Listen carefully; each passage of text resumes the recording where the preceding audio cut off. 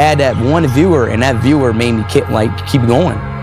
And each day and more, week 2, I started averaging 4 viewers. Week 3, 8 viewers. Week 4, 20 viewers. So on and so on and so on. So I streamed every day. I didn't care about nothing else but YouTube, streaming.